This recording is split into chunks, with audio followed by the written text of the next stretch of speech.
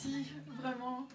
Alors voilà, grâce aux terribles années qu'on vient de traverser, j'ai une très bonne nouvelle à vous annoncer. Je suis enfin devenue une adulte. Oui, je fais mon lit. Je range beaucoup. Je me lave les mains avant de manger. J'aère régulièrement. Et comme j'ai compris que l'amitié c'était important, je range mes culottes sales quand je reçois. Alors, malgré tous ces points positifs, ça ne m'a pas fait que du bien, en fait. Non, mais parce que moi, en fait, avant la pandémie, je pensais être une femme forte, libre, autonome. J'avais en moi une colère noble post-MeToo. J'étais capable de reconnaître et de déjouer tous les pièges que le patriarcat voulait me tendre. Mais quand on s'est retrouvés enfermés, j'ai comme glissé. En fait, à ce moment-là, je vivais avec mon amoureux. C'était le bordel comme ça aussi un peu. Alors on a cherché à célébrer la vie à deux. Je me suis trouvé de nouvelles activités récréatives. J'ai fait des gâteaux sans gluten, cuisiner des légumes d'antan, moulu le grain, fabriquer nos vêtements, filer la laine sur ma quenouille, tailler du bois de chauffe dans le ficus du salon. Alors lui aussi a trouvé de nouvelles activités. Il me regardait faire à manger. Il faisait des marathons Netflix de 6 jours avec des séries LGBT. Maintenant, il se met du vernis en pensant qu'il est un homme nouveau. Et ses cheveux ont tellement poussé qu'il ne s'habille plus qu'avec ça. Mais j'ai fini par devenir un peu irritable. Au bout d'un moment, j'essayais même de chier dans des endroits inappropriés de l'appartement, en chantant « Quitte-moi, quitte-moi ».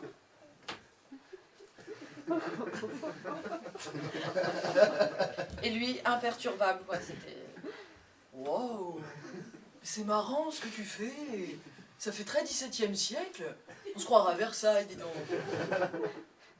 Mais c'est vraiment parti en sucette quand j'ai commencé à repasser les draps et à nettoyer les interrupteurs. Toi aussi, tu l'as fait. Tout ce qui m'intéressait, c'était de faire les courses.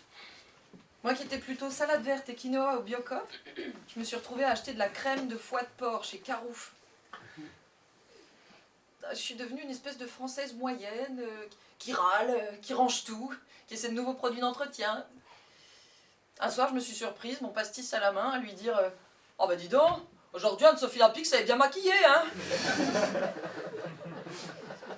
J'étais devenue vintage. Et ça, c'est parce qu'en fait, j'ai lu que la pandémie a allongé le temps nécessaire pour combler les inégalités entre les femmes et les hommes d'une durée de 36 ans. D'une génération, putain, oui. Oui, donc non seulement avec cette histoire, on s'est retrouvés dans les années 80 sans s'en rendre compte, mais en plus, moi, je ne pouvais plus pratiquer mon sport préféré. Engueuler les hommes dans la rue. Il n'y avait plus personne. Il n'y avait plus que des pauvres âmes qui rasaient les murs. Ah bon, du coup, j'avais plus personne sur qui crier ma colère. À part mon mec. Bon, bah, ça a débouché sur des activités à deux. Le lancer de plantes vertes en appartement. Bon, alors, moi, j'étais au lancer et lui à l'esquive. Mais comme il est bien meilleur dans sa pratique que moi dans la mienne, il n'y avait pas de danger. Et puis, dans ce sens-là, ça compte pas. Puis on a 36 ans à rattraper, quoi, quand même. C'était pas méchant, c'était pas réellement violent. C'est ce que je me tuais à lui expliquer. C'est que c'était simplement une tentative de mise en situation de violence conjugale pour réfléchir à la question. Et puis une fois qu'il y avait de la terre plein le salon, on s'asseyait, puis on discutait, en faisant des boutures. Côté vie sexuelle, c'était pas ouf. Entre ma fureur post-MeToo et ce que je bouffais, j'avais plus beaucoup d'énergie pour ça. C'était l'amour ou les gâteaux. J'ai choisi l'activité dans laquelle il y avait le plus de chocolat. Alors, en fait, pour tout dire, je me suis trouvé un nouvel amoureux. Voilà. Et après être allée dîner 2-3 fois chez lui, je me suis laissée séduire par la façon dont il faisait à manger, par le fait qu'il faisait à manger, et puis surtout parce que chez lui, c'était hyper bien rangé. Ah mais quand j'ai vu le lit fait et le beurre dans le frigo, ça a été le coup de foudre. Donc on a commencé à sortir ensemble, on filait le parfait amour, et moi je me disais, ça y est Cécile, enfin tu es libre, tu vois, la charge mentale sur les tâches domestiques, tout ça c'est terminé. Et puis un soir, on part en week-end, et je lui dis, oh, mince, on a oublié de sortir la poubelle avant de partir. Je parle comme ça en début de relation. Ce à quoi il me répond, bon, c'est pas grave, la femme de ménage va le faire. Alors j'ai perdu l'équilibre du haut de mes loups-boutins. Oui, il a très bon en chaussures. Et j'ai fait un malaise vagal du haut de mon féminisme intersectionnel quand il m'a dit que le prénom de son aide ménagère, c'était Conception. Bon bah du coup, je l'ai pas largué, parce que j'aime beaucoup trop les chaussures. Bon, là, je venais aux 3 bornes, je n'allais pas non plus les abîmer. C'est un placement sur mon avenir, c'est godasse. Mais bon, comme je me sens pas tout à fait en sécurité avec un mec qui sait pas ranger ses affaires tout seul, bah, je vais beaucoup moins chez lui. Je prends le sac Vuitton qu'il m'a prêté, puis je dis je pars écrire à Trouville, mon chéri. En fait, je vais à Saint-Denis, chez les copines précaires, qui elles non plus rangent pas leurs affaires. Mais chez elles, ça me dérange pas, ça stimule ma créativité. Et puis, bah voilà, je reviens au moins une fois par semaine pour faire un peu de ménage avant que Conception arrive, histoire de lui filer un coup de main, quoi. Non, mais mon féminisme va très bien hein, en 2021. Même si apparemment vivre sans un homme dont je suis dépendante et ne pas lui ranger ses chaussettes, c'est encore trop effrayant pour moi. Il y a eu un éveil quand même à un moment donné. Je voudrais revenir sur mon éveil au féminisme. C'était en 2017. J'avais réussi à décrocher un rendez-vous avec un ponte de la production audiovisuelle française. J'avais pris mon courage à 2 mains. Je lui avais écrit et il m'avait assez vite répondu « Bien sûr, mademoiselle, voyons-nous » Je commençais enfin à croire en mon talent.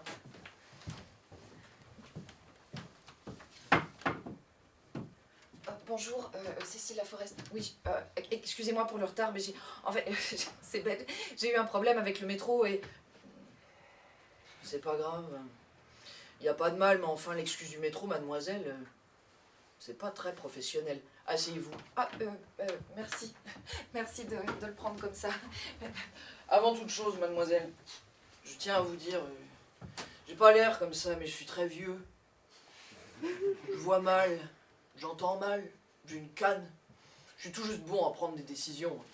Oh, bah, merci.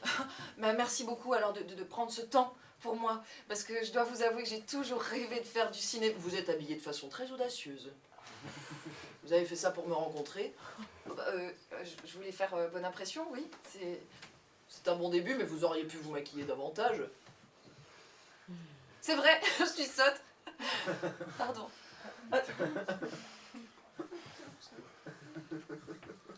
Vous dévisagez souvent les hommes comme ça? Comment? Je vous demande si vous dévisagez souvent les hommes comme ça, parce que je dois vous avouer que c'est très troublant. Ah bon? Mais comment ça, troublant? Bah oui, enfin quoi, mademoiselle?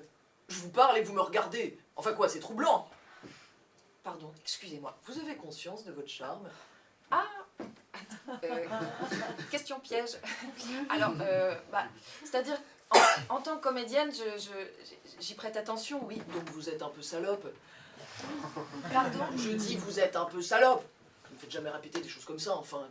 Pardon, excusez-moi, quel rapport vous avez avec votre père? Vous êtes amoureuse de lui, et lui...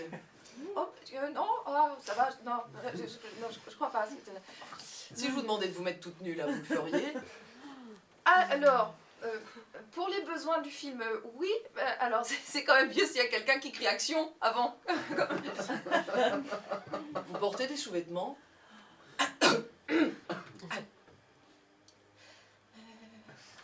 Bien, vous êtes prête à quoi pour ce rôle? Oh là, alors, à travailler. Bon bah je crois qu'on a fait le tour. Vous allez devoir me laisser, vous savez. Vous n'êtes pas la seule sur ma liste. Ah bah oui, je pense bien. Oh, en fait, vous aimez les tueurs en série? Parce que j'ai écrit un best-seller sur Guy Georges. Tenez, je vous en fais cadeau. J'attends vos retours. Hein. Oh, merci. Oh, bah merci beaucoup. Quel beau livre de chevet. Merci. Au revoir. Au revoir.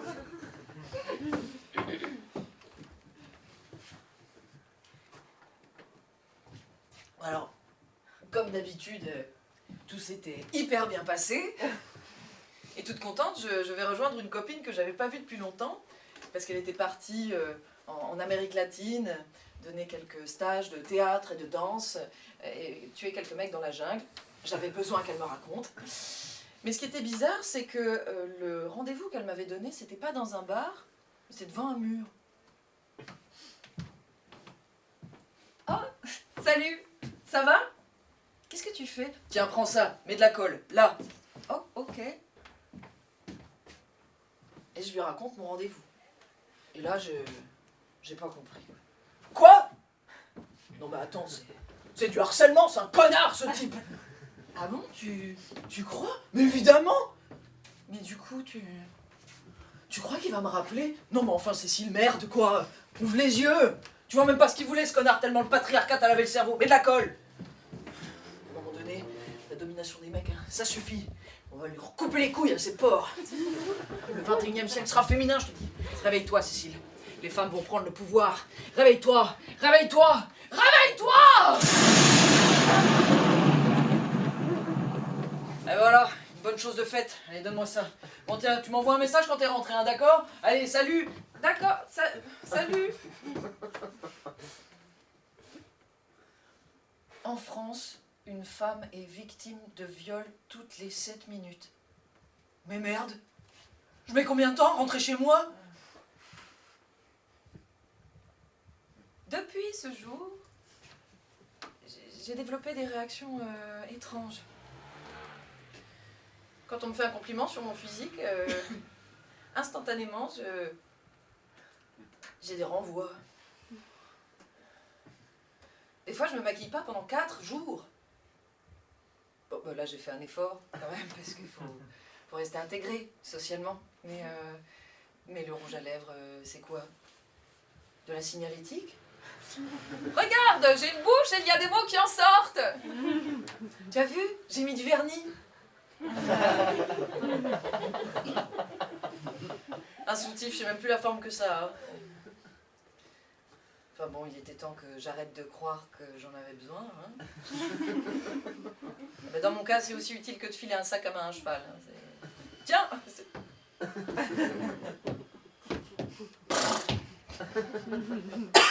Pardon, j'aime beaucoup ce cheval. Comme un cheval, en revanche... Comme un cheval, en revanche, je pète. Dans des contextes assez inappropriés. Il n'y a pas la clim, donc je vais faire attention. Maintenant, pour me remettre la culotte en place, je passe par devant et par dedans. Ah ben la dernière fois, j'ai fait un combo. Remettage de culotte et craf, une caisse. Sur le quai du métro, heure de pointe et tout. Bon, heureusement, derrière moi, c'était des gens qui parlaient pas français, donc ils ont pas... J'adorais aller en boîte. Bien fait de changer la porte, c'est vachement... Ouais, j'adorais aller en boîte, mais quand ça a rouvert, là, cet été, vraiment, j'ai pas eu du tout envie d'y retourner. Pas du tout, je n'y suis pas retournée du tout. Moi, j'allais en boîte pour picoler gratos et rouler des pelles. C'est pour ça hein, que ça n'a pas rouvert pendant tout ce temps. C'est parce qu'on y roule des pelles beaucoup plus qu'ailleurs. Et moi, en plus, en boîte, je roulais des pelles à qui j'aurais jamais roulé des pelles en temps normal. En plus de ceux à qui je voulais rouler des pelles, en plus de ceux à qui j'avais l'habitude de rouler des pelles. Oh, salut Jean-Marc. Donc c'est pas très Covid compatible. Non, puis ça n'a pas rouvert non plus pendant tout ce temps parce qu'en boîte, on se trompe de verre. Et ça, c'est pas très geste barrière. Moi, une fois, je me suis trompée de verre, et ben, je me suis retrouvée complètement droguée. Mais c'est ma faute aussi, je suis con. C'est parce que j'ai repris mon propre verre. Récemment, j'ai googlé la boîte de nuit de mon enfance, de mon adolescence. Et moi, je me souvenais que le patron de la boîte, il avait une grosse balafre comme ça en travers de la figure. Il avait une coupe à la Elvis et une veste un peu trop grande. Et je m'étais dit, du haut de mes 14 ans et de mon string qui dépasse, ah ouais, c'est un établissement sérieux, quoi. J'ai cherché sur internet parce que je voulais revoir ce décorum mythique. Les cages, les podiums, les banquettes, les hopards pour pas qu'on voit les auréoles, les pharaons carton-pâte, grandeur nature, 3 salles, 3 ambiances. Et je me suis retrouvée face à du charbon et des décombres. Le number one est en cendres. Moi, je ne savais pas du tout, mais en fait, tout a cramé en 2018. Très peu de temps après avoir changé de nom. Le Phénix. Ah ben, ça ressemble à un plan de relance, hein. Sauf que l'incendie se produit au moment où l'établissement n'était plus assuré, rapporte un fan. Et oui, parce que dans la légende, le phénix renaît de ses cendres uniquement s'il est assuré. Je crois qu'on va avoir affaire à une épidémie de boîtes qui brûlent ces prochains temps. Ces temples où on a appris à danser, à séduire, à vomir.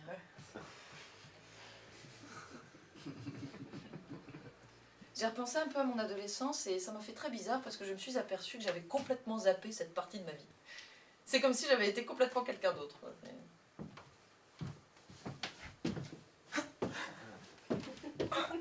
Qu'est-ce que tu fais, Cécile? Bah, je me prépare pour aller en boîte. Ah, bah, tu feras attention à ton verre. Hein. Bah, il n'y en aura pas qu'un, hein, je peux te dire.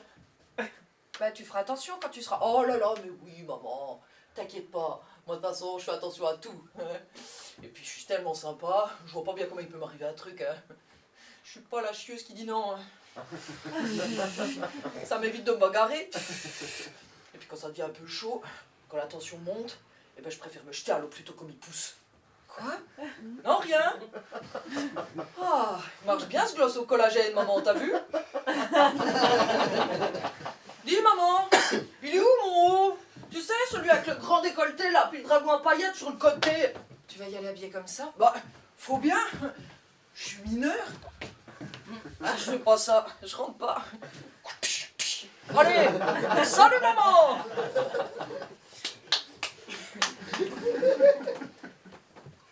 Je buvais, mais je savais me tenir, quand même. Quand on m'offrait un verre au bar, je me retournais tout de suite pour savoir qui je devais sucer. Non, mais je pense en fait qu'à l'époque, la Rousseau m'achetait un sort. Je m'oubliais. Je m'oubliais facilement. Après ma 6e Smirnoff Ice, dont je jetais la canette vide en même temps que mon soutif, en direction du DJ en criant « Regarde-moi, nounours !» Oui, on a une drôle de coutume en Franche-Comté. En même temps, j'étais réputée pour envisager sexuellement à peu près n'importe qui. J'avais acquis une certaine notoriété pour ça. Ah mais quand tu fais la bise au patron en arrivant, c'est que toi aussi, tu fais tourner la boutique. J'étais un peu comme... Mais comme une boîte de nuit, en fait. Sauf que moi, il y avait une dimension sociale à mon établissement festif, parce que j'étais encore moins sélective que le number one de Girondin. J'étais un peu comme un centre social avec une grosse kermesse, quoi. Gratuit, sans rendez-vous, sans discrimination, 24/24, 7 jours sur 7, avec un service des urgences. Et une boule à facettes que peu de gens ont réussi à trouver. Mais là, moi, tout ce qui s'est passé, MeToo, le Covid, mes 30 ans, tout ça, ça m'a tellement secoué que ce qui devait arriver arriva. Moi aussi, j'ai fermé. Et c'est ça, les établissements festifs. La musique s'arrête, ça sent le tabac froid, ça colle par terre, puis il n'y a plus personne. Dépôt de bilan. Bon, après, moi, j'ai pas brûlé. Ouais.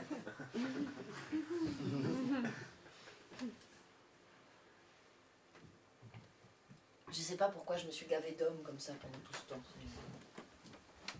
Et puis en plus, surconsommer, peu importe quoi, c'est très mauvais pour la santé. Par exemple, quand j'étais enfant, moi, on me donnait trop à manger. Bon, ben, j'étais pas très en forme, et encore aujourd'hui, j'oscille entre peur du manque et nausée. Avec ma nounou, c'était la terreur au goûter. Il y a 6 ans, une pinte de Nesquik sous le nez, une saucisse de morteau à la main, en face, ta nounou, qui te regarde, l'œil plissé, qui croque dans sa tartine de moutarde entre 2 bouffées de gauloise. Toi, tu sens que tu vas tourner de l'œil, mais tu reprends une bouchée de ta saucisse, parce que tu sais qu'elle vient de finir son 13e café de la journée, et que tu risques de te prendre une tartine de moutarde dans les yeux. En plus, ma nounou, elle avait une théorie. Il fallait goûter un aliment au moins 8 fois pour apprendre à l'apprécier. Ma grand-mère aussi nous gavait follement. Et franchement, vu comme on avait envie de dormir, de vomir ou de mourir après des repas comme ceux qu'elle nous faisait, je ne sais pas comment mon grand-père lui a fait tant d'enfants. En même temps, il n'était pas là très souvent, parce qu'il partait faire la guerre au Tchad, en Indochine, en Algérie. Et puis il revenait, affamé, il lui faisait un mot, mais il repartait. Pendant 15 ans. 13 enfants et une fausse couche. Heureusement qu'il est mort jeune.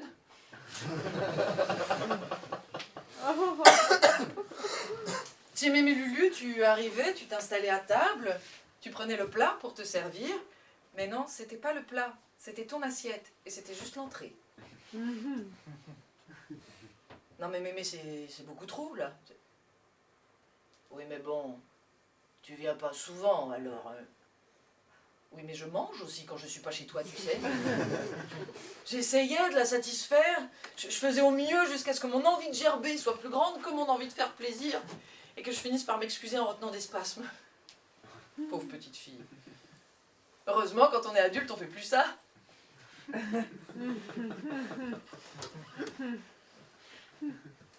Je crois qu'il faut arrêter, les filles, de s'excuser de ne pas pouvoir faire entrer dans notre corps la totalité de ce qu'on nous propose. Acceptons un peu de ne pas être parfaite. Acceptons de ne pas finir les choses, je sais pas, notre assiette. Oh, petit cellophane, puis au frigo, c'est pas grave. Demain, notre travail, délègue. Les garçons. Bonne nuit. Les enfants. Non mais sans rire, pour qu'on soit obligé de faire des enfants entiers. Ça sort d'où ça? Moi je suis sûre que cette histoire d'enfant sans bras, c'est un truc de militante. Bah pour les filles, ça bouscule les codes de la beauté au berceau, et ça fait des garçons qui ne tripoteront jamais personne.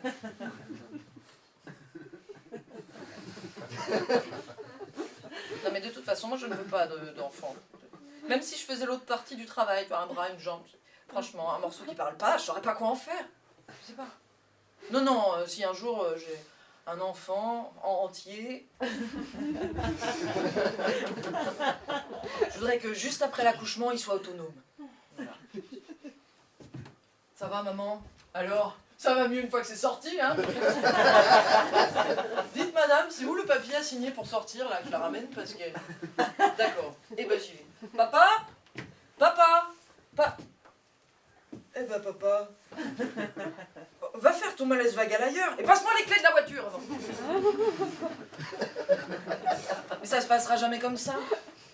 Puis si j'ai un garçon, je vais me prendre la tête pour que ça devienne pas un connard misogyne. S'il est hétéro, je vais me demander si c'est de ma faute. Il me consolera pas quand je pleurerai. Il me lavera pas mon linge, il me fera pas à bouffer, il m'accompagnera pas en soirée. Et puis avant qu'il devienne mon chauffeur privé, ça va prendre des années. En plus, il faudra que je lui paye son permis. Il faudra que je lui apprenne des trucs en espérant qu'à 30 ans, il va pas me dire « T'as détruit ma vie, maman !» Tu n'as pas envie d'avoir ça, en fait. Voilà, et puis il faudra que je lui fasse des viandes en sauce et des choucroutes pour qu'il ait plus l'énergie de violer ses copines. Puis il deviendra alcoolique. Tout mon investissement finira le crâne encastré dans le pare-brise ou pendu dans la penderie, la bite à la... Donc non, pas de garçon. Et puis si j'ai une fille... Donc non plus.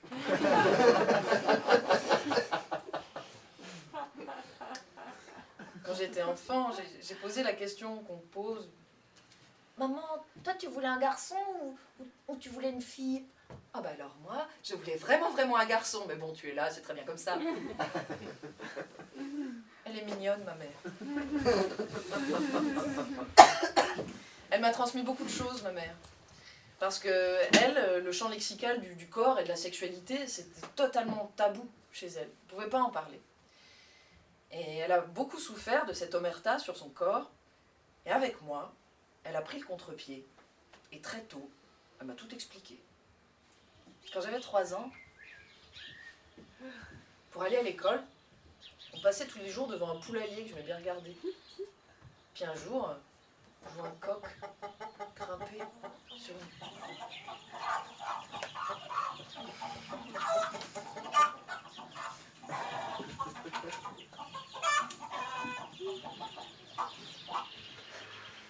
Il s'accouple. Il s'accouple. Je sentais qu'on allait vers l'inconnu et le baveux. Ça veut dire quoi? Bah alors là, c'est très simple, hein, tu vas voir. Le mâle, le pénis, la femelle, le vagin. Le mâle insère son pénis dans le vagin de la femelle. Ça, c'est la pénétration, tu vois. Ensuite, il y a éjaculation de spermatozoïdes qui vont aller féconder l'ovule dans le ventre de la femelle. Et... On y va, on y va. Et voilà, on est arrivé. Je t'expliquerai les règles et les MST au goûter.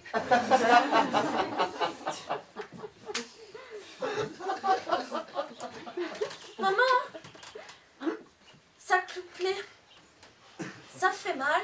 Parce que franchement, vu la gueule de la poule, il y avait de quoi se demander. Pas vraiment. Bonne journée, ma puce. Pas vraiment. J'ai souvent repensé à cette poule.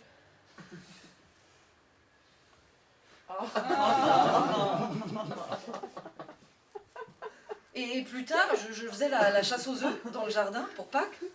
Et j'étais très contente parce que ce jour-là, il y avait le petit chien des voisins que j'adorais qui furetait dans les fourrés avec moi.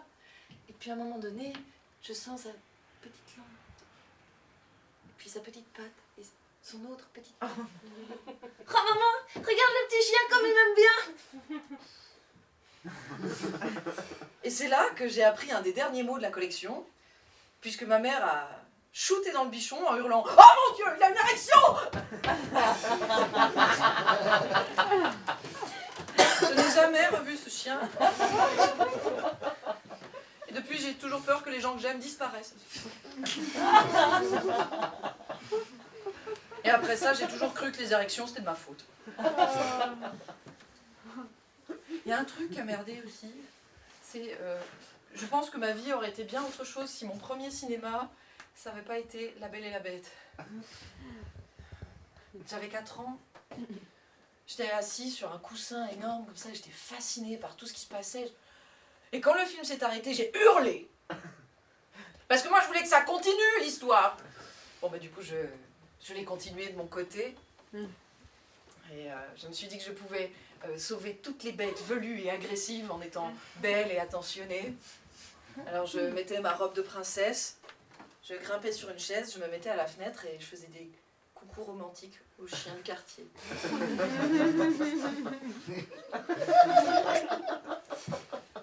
Et quand mon père se mettait en colère, j'essayais de rayonner, d'être la plus jolie possible.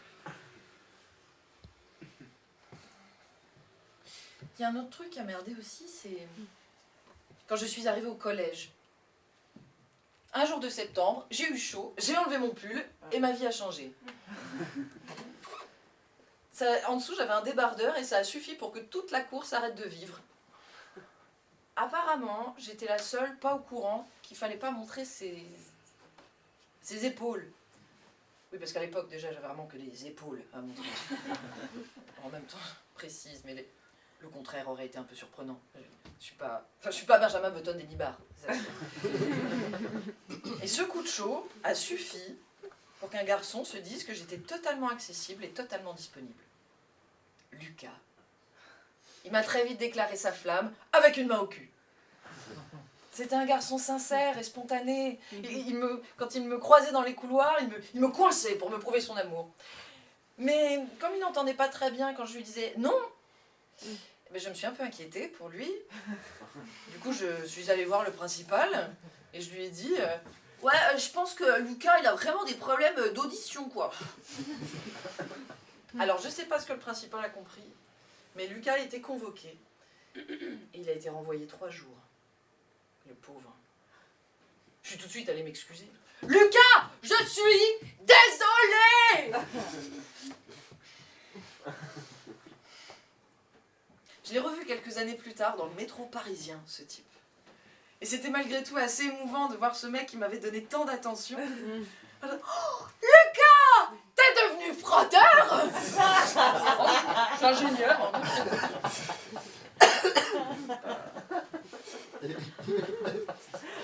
Pardon.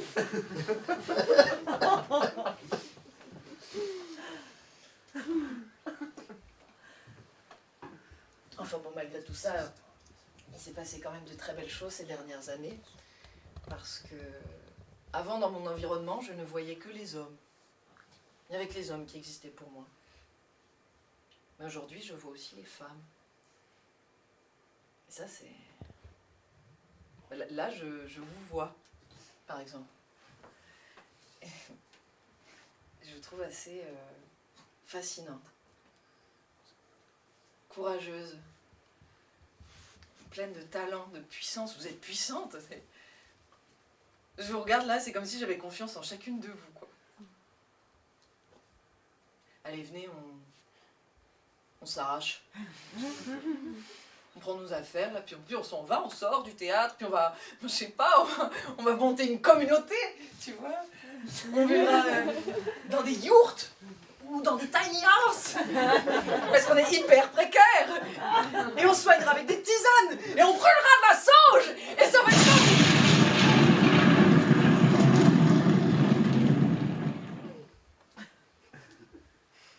Pardon, je fais des choses un peu bizarres. Voilà, ça va, ce sont des choses étranges, mais gentilles, douces. Parce que des fois, je fais des choses bizarres, mais agressives. Ça me prend des crises violentes, c'est incontrôlable. La première fois que c'est arrivé, c'était un matin d'été. Et je me suis dit, tiens, il fait 40 degrés, et si je mettais un short pour pas crever? Et moi, quand je m'habille court et que je sors dans la rue, je suis subitement fascinée par les façades des immeubles. Oh, je me passionne pour l'architecture urbaine. À partir du 4e étage seulement. Ouais, j'étais bonne. Oh, ce petit balcon là. Donc ce jour-là, je mets un short, je prends mon vélo et je sors.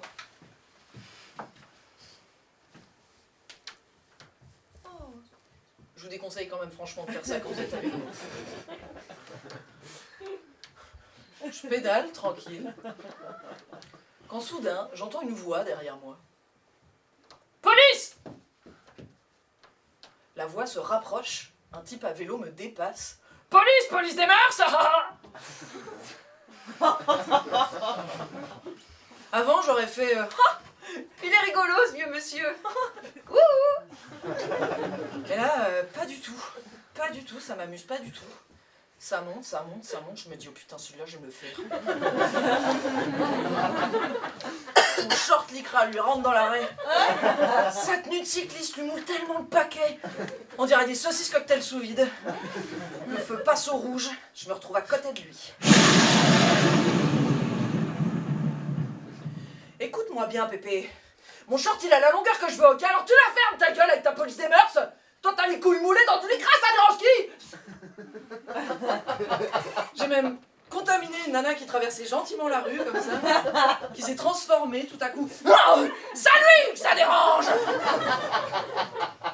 Et je suis partie. Mort au vieux en short lycra! Mort au vieux patriarcat! Depuis, quand je rentre chez moi, j'engueule 3-4 types sur le chemin, façon syndrome de Tourette. Parfois, j'essaie d'inventer de nouvelles insultes. Et qu'est-ce que toi, me regarder comme ça? Mais regarde tes chaussures plutôt que mon cul. Vas-y, baisse les yeux, espèce de fils de bite. Oui, je parle fort. Mais mange tes morts. Je parle fort pour toutes celles qui ferment leur gueule. Alors tu sais quoi? Eh ben, va bien niquer ta main. Un pauvre type tout tranquille dans le train avec son journal là-dedans.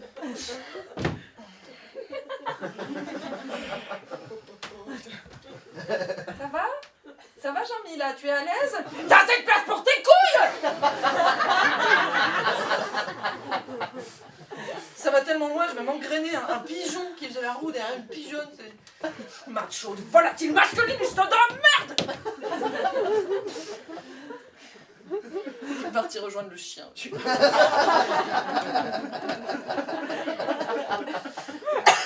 Jusqu'au jour où rageusement, j'ai montré ma culotte à un groupe de types qui m'avaient sifflé. Ah, ça va là, vous la voyez bien? Bande de raclures de prépuce! Bon, en vrai, raclure de prépuce, je l'ai trouvé, mais sur le chemin du retour. Pas briller tout le temps.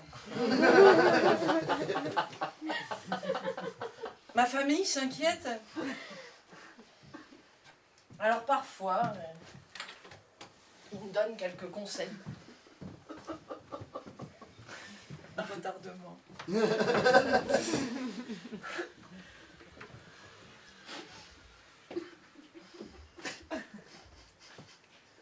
Pardon, il est parti, toi, je ne peux pas l'ignorer.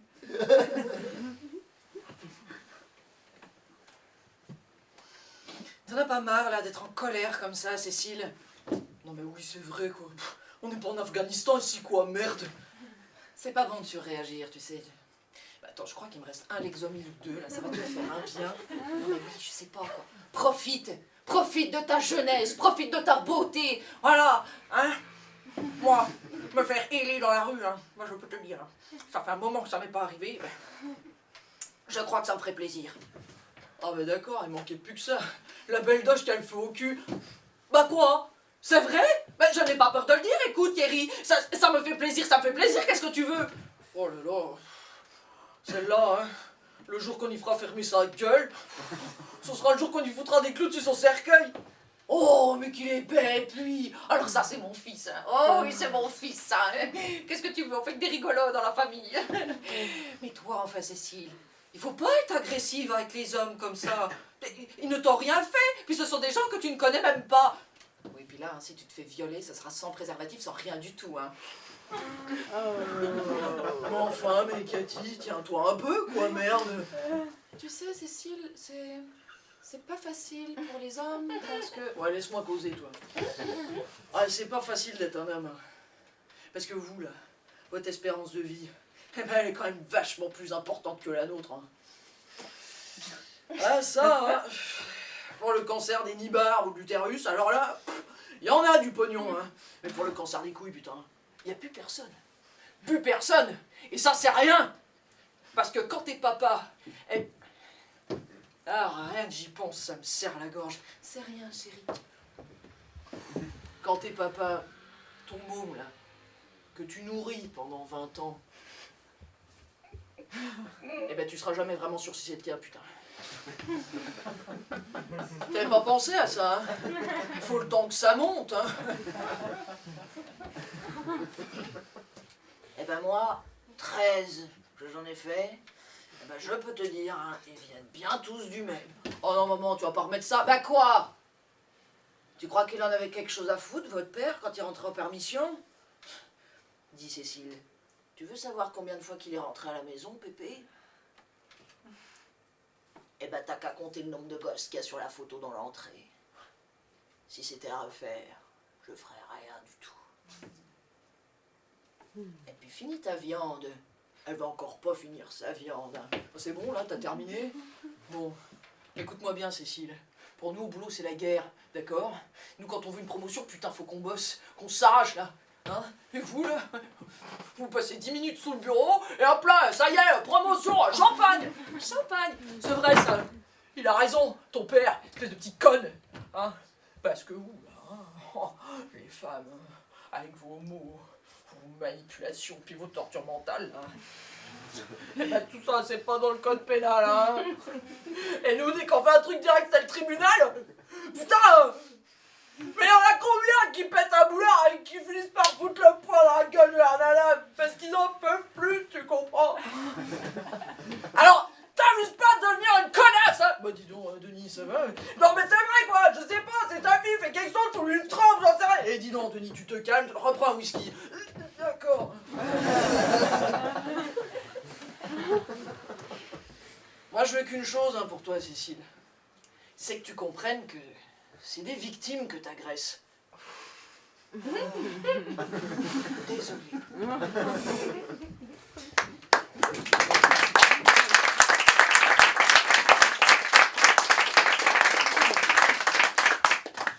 C'est un petit peu agaçant parce que quand je me fous en colère, je me dis mais tu es folle.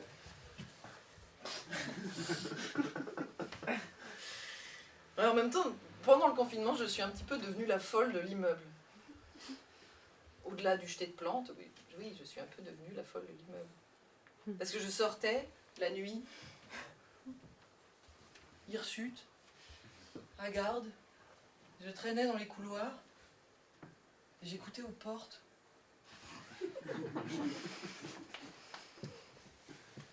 Et oui, en fait, je faisais ça parce que j'entendais des voisins se bagarrer. Et ça m'obsédait, j'arrivais pas à comprendre d'où ça venait. Et j'ai fini par écrire un mot dans l'ascenseur. Toi, le voisin violent qui crie, qui frappe, qui insulte celle qui vit avec toi, je te cherche. Je sais pas encore où tu es, mais je vais te trouver. J'avais laissé mon numéro de téléphone en bas. Mais croyez-le bien, ce type n'a jamais saisi l'occasion en or que je lui offrais, ou de s'expliquer, ou de me demander le numéro d'un psy. Et pourtant, j'aurais été une personne ressource pour lui, parce que j'en avais un paquet, mais... Et on me disait, mais enfin, mais vous êtes sûr? Mais à quel étage? Je sais pas, je cherche. Cherchez, vous aussi. Oh, mais vous savez, se chamailler, ça arrive à tout le monde. La dernière fois que vous avez balancé votre ficus par la fenêtre, on était content que ce soit pas votre copain. Hein.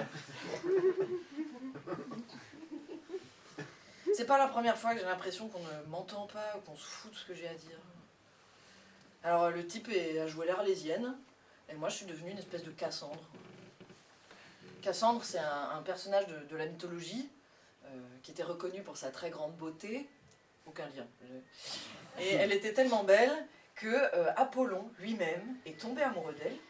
Et pour la séduire, il lui dit « Écoute meuf, si tu couches avec moi, je t'offre le don de prophétie. » Ah, alors prédire des choses, Cassandre, ça l'intéresse drôlement. Alors elle accepte le don, mais au dernier moment, elle dit ouais, merci. Par contre, j'ai pas du tout envie de coucher avec toi. Apollon, vexé, lui crache à la bouche. Ce qui empêchera à jamais Cassandre d'être crue ou comprise, même par sa propre famille. Bon, bah, du coup, je me suis faite un petit peu plus discrète dans mon immeuble. J'ai collé des stickers, nous toutes, dans toutes les cages d'escalier. Et j'ai commencé à faire des recherches sur des femmes qu'on n'aurait pas crues ou pas entendues. Je sais pas, à part moi, la voisine en danger et Cassandre, il y en a peut-être d'autres, qui sait. Et donc je passe des heures et des heures devant mon ordinateur à boire des litres et des litres de tisane bio.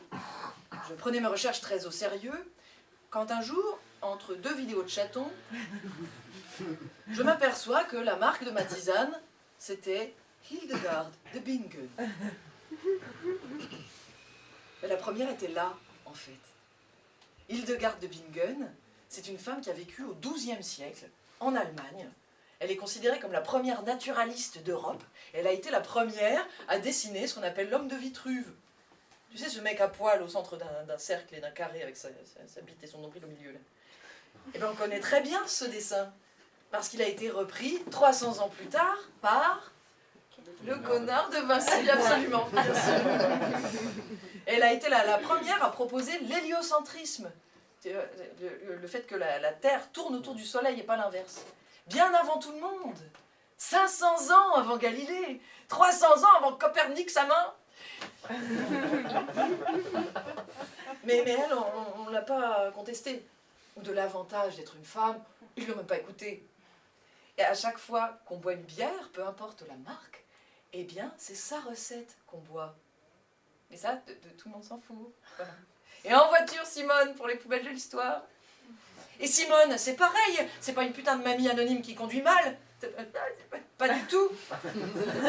C'est une vraie personne. Simone, c'est Simone Louise Desforest. Aucun lien non plus. Elle a été l'une des premières femmes à obtenir son permis en 1929 en France. Elle a été la première femme à ouvrir ses propres auto-écoles. Et elle a eu une carrière de pilote automobile exceptionnelle parce qu'elle a fait des courses pendant... Pas les courses... de tout le quartier, elle était avec son poireau. Et non, justement, pas celle-là. Elle a fait des courses automobiles pendant 30 ans sans un seul accident et ça s'est jamais vu dans l'histoire du sport automobile, ça. Jamais.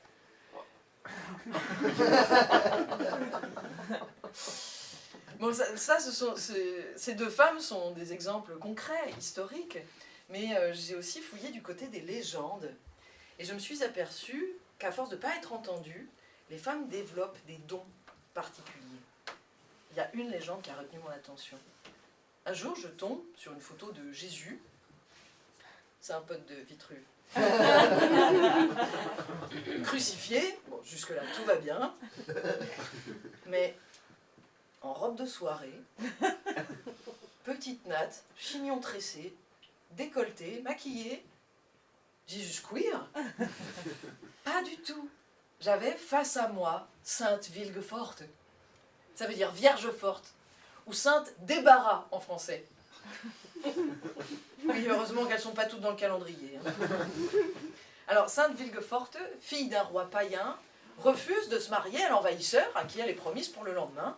Elle dit « Non, papa, j'aime beaucoup trop la liberté !» Ah oui, parce que comme je suis athée, j'ai remplacé le mot Jésus par le mot liberté, pour que ça ait plus de sens pour moi. « Non, papa, j'aime beaucoup trop la liberté !» Oh, mais arrête de me rabattre les oreilles avec ce truc qui n'existe pas. Ça marche. Alors la jeune femme prie toute la nuit qu'on lui évite un tel destin. Elle prie fort. Très fort. Tellement fort que, miracle, le lendemain, elle se présente à son prétendant avec une barbe. Le type totalement dégoûté quitte le pays. Donc on décide de la tuer. Mais on lui offre le privilège de se faire crucifier, châtiment habituellement réservé aux hommes. C'est beau, une lueur d'égalité. Alors, les versions diffèrent un peu sur les prétextes de son exécution. Certaines disent que c'est parce qu'elle était chrétienne, d'autres que c'est parce que c'était une sorcière, et enfin, d'autres simplement parce qu'elle était moche. Ce qui revenait à peu près au même, hein, en termes de prétexte fumeux pour buter une femme. Consul, ma femme m'emmerde, est-ce que je peux la buter? Mais non, enfin, pas sans qu'elle ait commis une faute, barbare. Bon, qu'est-ce qu'elle a fait? Bah, elle est moche. Ça c'est vrai, tu as raison, butons-la. C'est un scénario un peu classique dans la légende des saintes, c'est-à-dire qu'on impose un prétendant à une femme, elle dit non une première fois, donc on la torture, elle dit non une deuxième fois, on la retorture, ça peut lui faire changer d'avis, c'est jamais. Et puis on finit par la buter parce que vraiment elle veut pas, mais tout cela se passe dans le bonheur et la félicité, sans aucune douleur pour elle, car elle a déjà choisi de consacrer sa vie à Jésus. Impossible d'être célibataire, quoi. À naviguer dans ce répertoire, en fait, j'ai eu une pensée pour Jeanne d'Arc. La meuf un peu perchée, hyper balèze, qui monte très bien à cheval. Il y a du modèle à prendre, là, quand même. Puis en plus, j'avais adoré le Jeanne d'Arc de Luc Besson.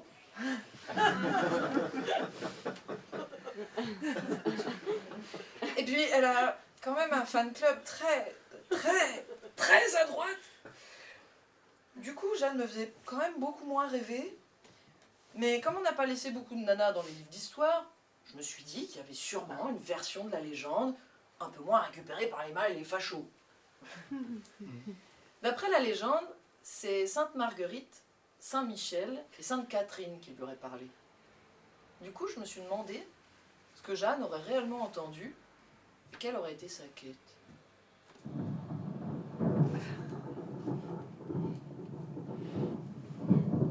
Il faut tailler du bois de chauffe dans le ficus.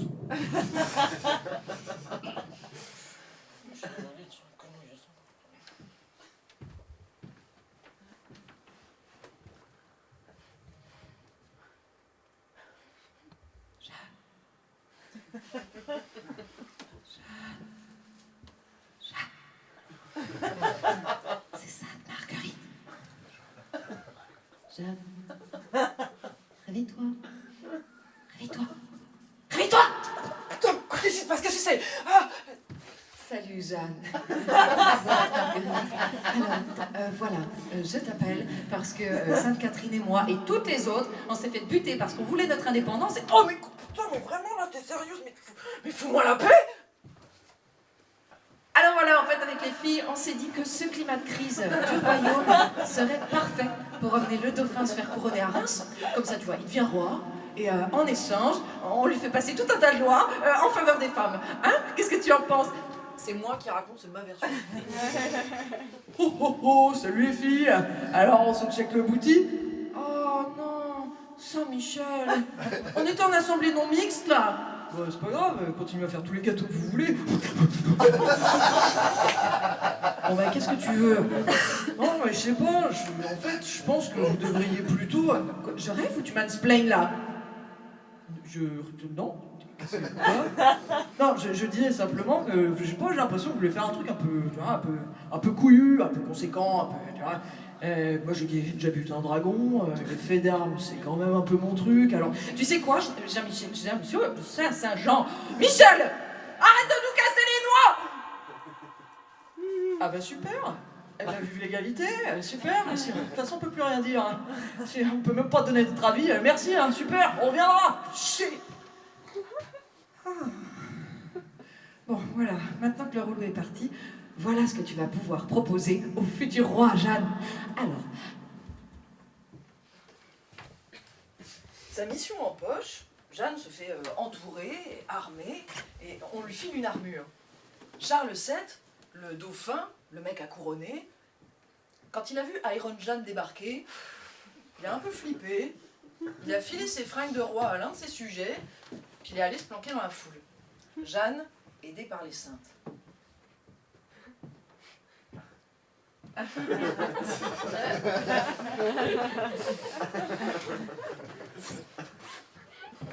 C'est pas lui, c'est pas lui! Quoi? Mais il est où?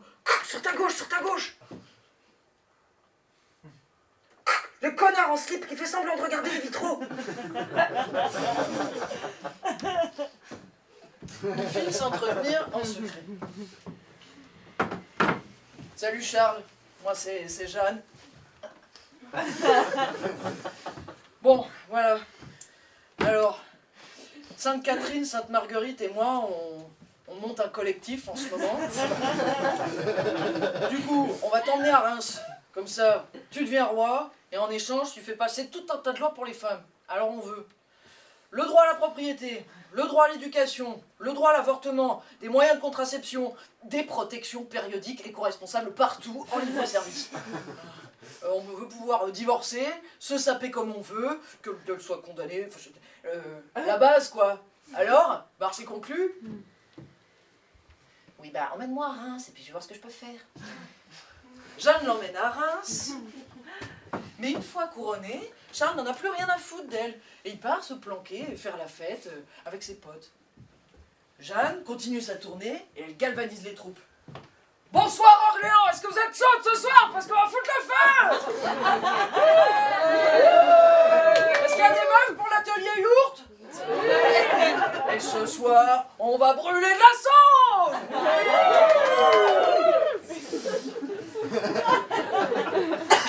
Là, elle commence à faire sérieusement chier l'église. Donc, moine, chanoine, théologien, spécialiste de la question hérétique, inquisiteur, ils sont 46 à se pencher sur son cas.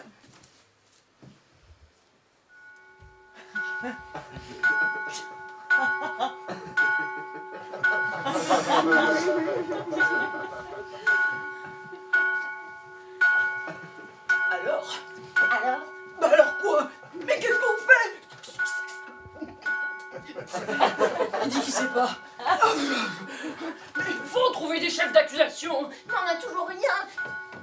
Provitus, Dominus, punizione Jeanne d'Arc. So, let's find something. Bah, tu m'excuseras l'anglais, mais alors franchement c'est pas facile. Parce qu'en fait le problème c'est que cette nana, elle est absolument irréprochable. Je l'ai vue. Je l'ai vue dans un rêve. Elle était presque nue. Oh, salope. Enfin mais ça va pas, tu crois pas que t'exagères un peu là? Non, je crois pas là. Guilty or not guilty? That is the question. Oh salut, ça va? Pff, non, t'approches pas. C'est une lentille de ce midi là. Mes frères! Mes frères! Putain, c'est fait cochon, c'est fait cochon. Mes frères, la séance peut commencer. Bon, enfin, mais ça va pas, mais qu'est-ce qui vous prend, vous? Pardon.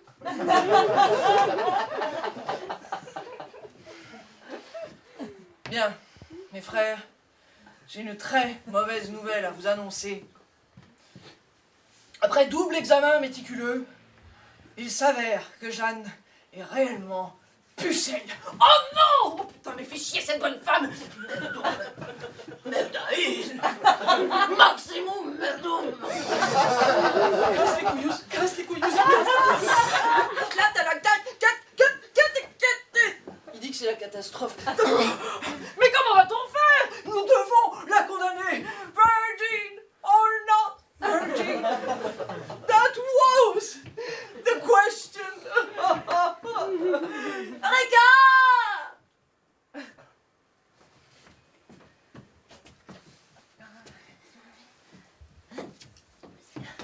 Pardon, bonjour, c'est bon.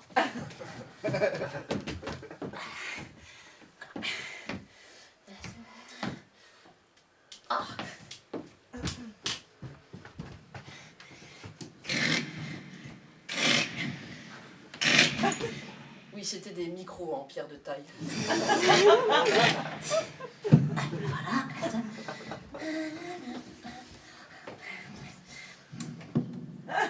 Sanctus, sanctus, Dominus. Test, test.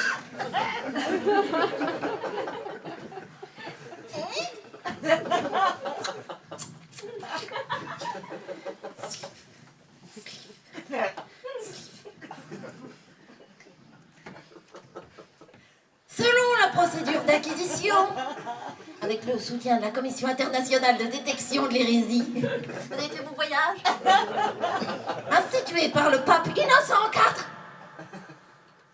je cite. Selon la convenance, peut être un motif d'hérésie de refuser un parement propre à son état ou à sa nature. Si un sujet féminin s'évertue à l'exécration de sa propre personne, si non quoque extilium guerrere, il est un devoir de la déclarer hérétique et relapse, de la racher au corps de l'église et de la livrer à la puissance séculière.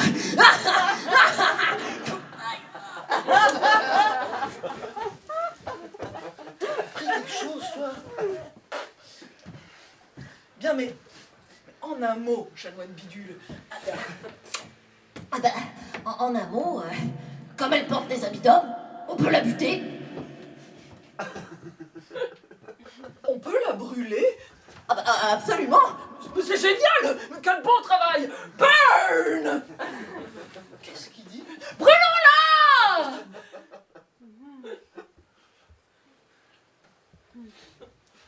Et ça, c'est vrai, pour le coup. C'est quand même une horde de mecs en robe.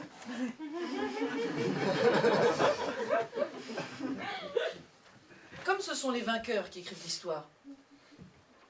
C'est normal qu'on n'ait pas eu vent de cette lutte féministe. Cette histoire de pantalon. Mais bon. Moi, je suis sûre que tout ça, en tout cas, la quête de Jeanne, ça existait. Et si ça avait été relayé à l'époque, Ça aurait peut-être évité la chasse aux sorcières, quelques années plus tard. Mais bon, après tout, je veux dire, il n'y a pas mort d'homme.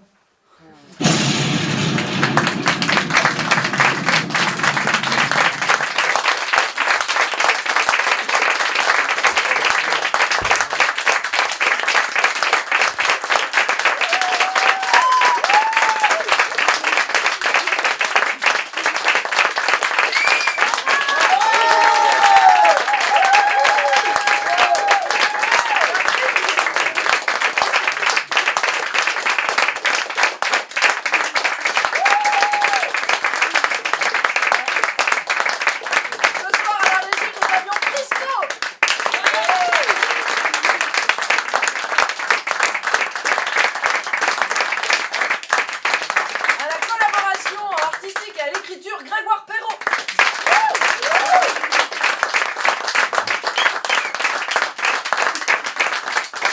Soutien inconditionnel, collaboration, des tas de choses.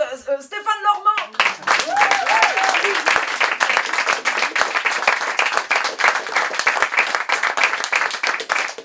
Soutien inconditionnel, vous.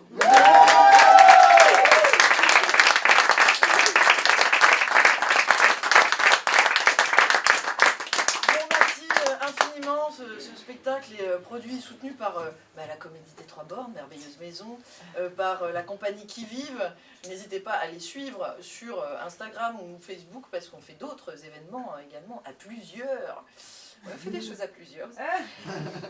Si le spectacle vous a plu, parlez-en autour de vous. Si vous avez réservé par billet réduc, allez mettre une petite critique. Si vous voulez donner un flyer à un tonton récalcitrant, il y en a là à l'entrée. Tiens, prends un whisky, dis ça.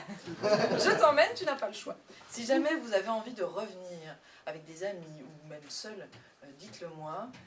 Je vous fais une invitation. Voilà, c'est comme ça. Il y a des gens qui reviennent plusieurs fois pour soutenir ce spectacle et j'en suis ravie. Je vous remercie infiniment. J'ai passé un très très bon moment avec vous. Merci.